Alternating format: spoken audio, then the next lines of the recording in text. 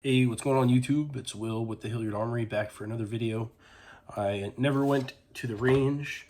Well, I did go to the range, but I never took you guys with me to try out this optic here. It is the Holosun 507 CV2. And yeah, I never got a chance to bring you guys with me to shoot this, but wow. Definitely my favorite red dot. I think this red dot here, for the purpose it serves me, is better than a Trijicon RMR. Has a larger window. The dot is very, very easy to pick up. This side battery tray. You got your solar panel, the shake awake feature. You know, the dot's set to shut off after 10 minutes of not being moved. And as soon as you pick it up, it comes right on. The side loading battery tray, you don't have to remove the red dot from your slide, you know, to change the battery, which means you don't really have to mess with your zero. Although it's a good thing to check every once in a while. Obviously, when you shoot, you'll be able to tell whether or not your zero is good. The larger window, I think this window here is slightly larger than the window on the RMR. Actually, I think it's considerably larger. And as for like drawing your gun and picking up that dot, it's acquired much easier when your window's a little bit larger.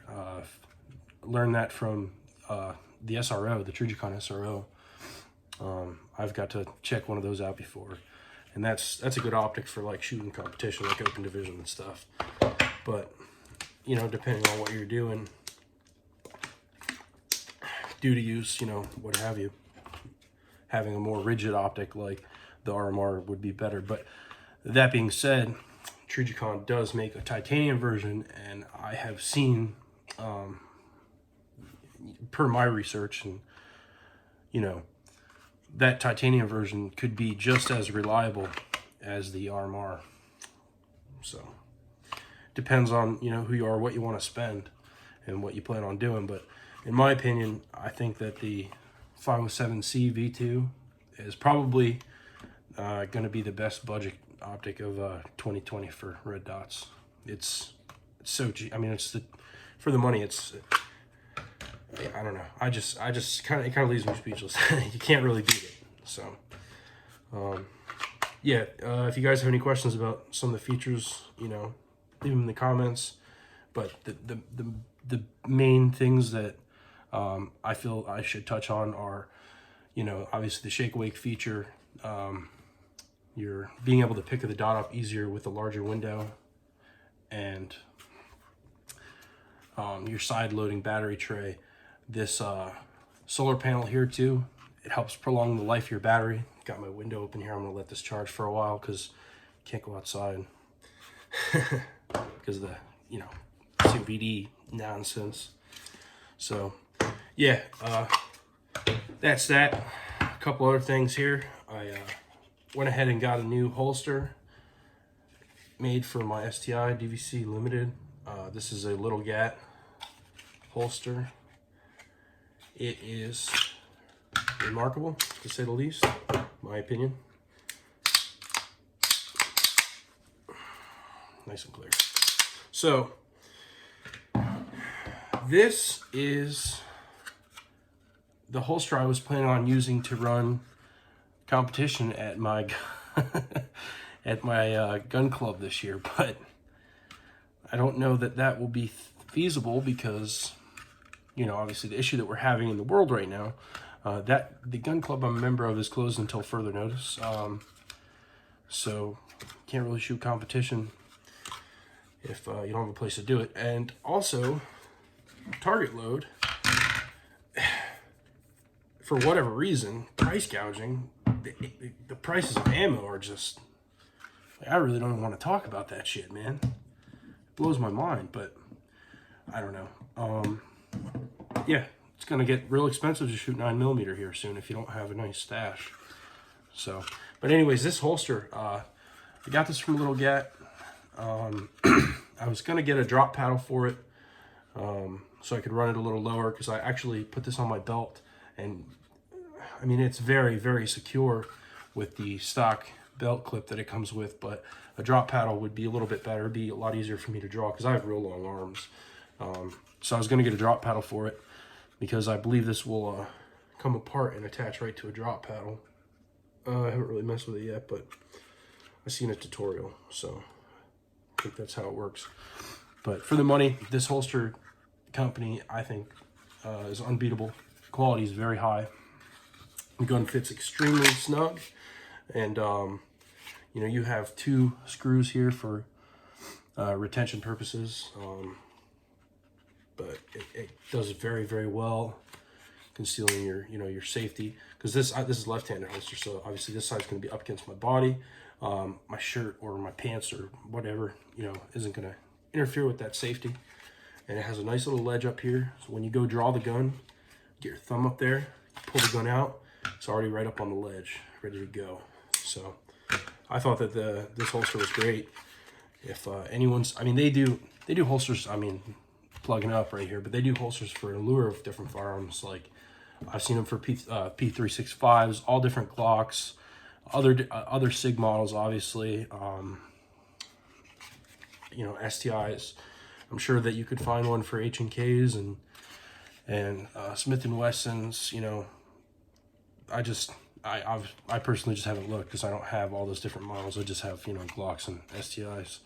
So for the money, great holster company. I just figured I'd throw that out there and show off the holster because I actually really like the finish on this. I think it looks really good, how it just blends in. I was kind of hoping that they were going to have both flags on one side, but this also looks really good as well. So, and it's meant to look distressed, so it's all dirty because that's how it's supposed to look. Moving right along here, I also briefly wanted to touch on the giveaway that I was going to do. I mentioned it a couple videos ago, and then I stopped talking about it because I didn't really know what I wanted to do, but now I think I do.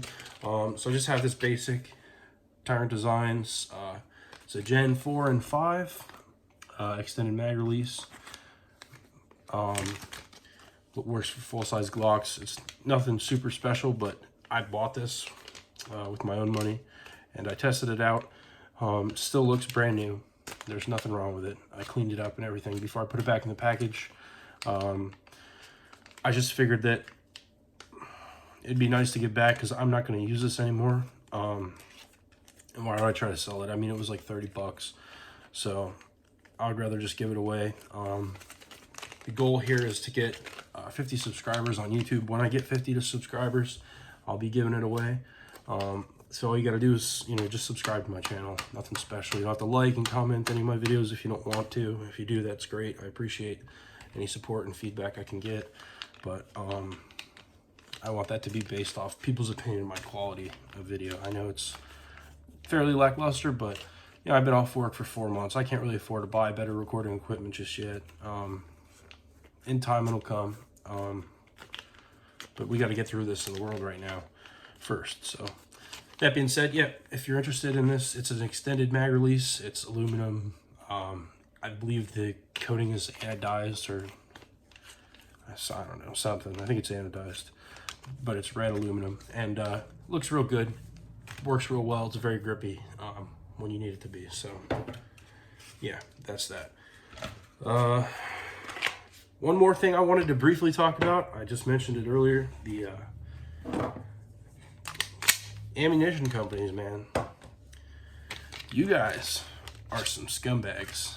I've been talking about this a lot with my friends. So a few of them have the opinion that the reason why the prices have been rising on ammunition are because they've had to ramp up production, hire more people, and operate longer hours to meet the demand. You know, basic economics, supply and demand. I understand that. However, I think that it is all 100% bullshit until I'm proven otherwise. Show me new hires. Take a time lapse, a 24-hour operation of your plant or your facility where you manufacture things.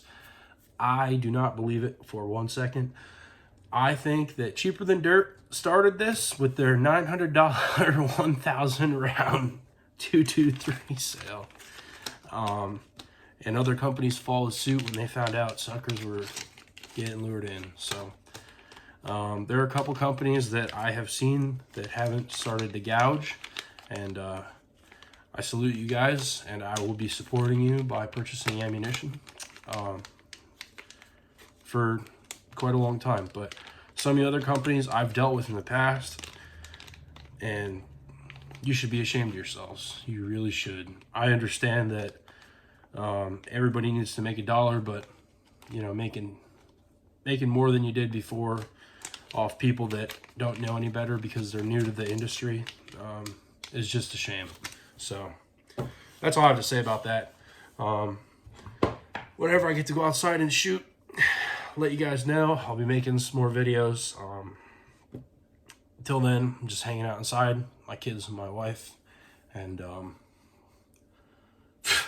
we just, you know, looking at four walls and, you know, looking at my preciouses. So that's it, guys. Take care. We'll see you next time.